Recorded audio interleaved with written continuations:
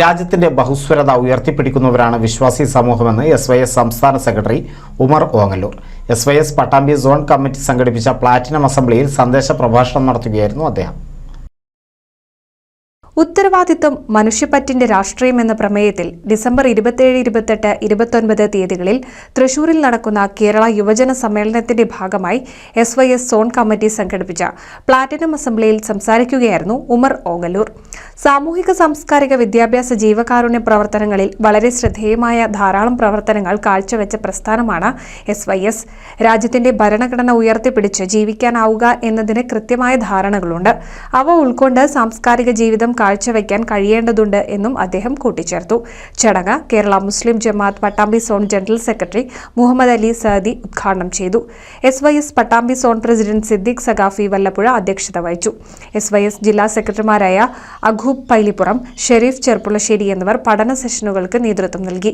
Umar Latheefi Kalladipatta, Usman Saqafi, UA Rasheed Ahsari, Ansaruddin ഖുതുവി, Riyas Karimpully എന്നിവർ സംസാരിച്ചു. വിളംബര റാലിയും നടന്നു. നമ്മുടെ ഈ കാലം എങ്ങനെയാണെന്ന് നമുക്കറിയാം.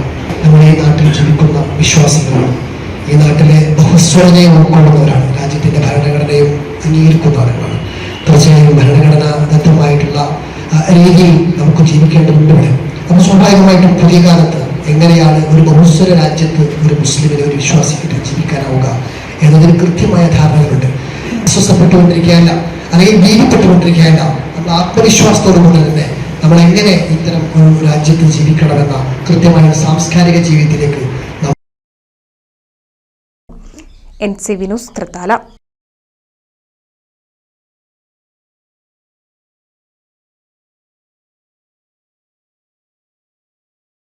ഒരായിരം വിവാഹങ്ങൾക്ക് ഒരേ ഒരു ബ്യൂട്ടി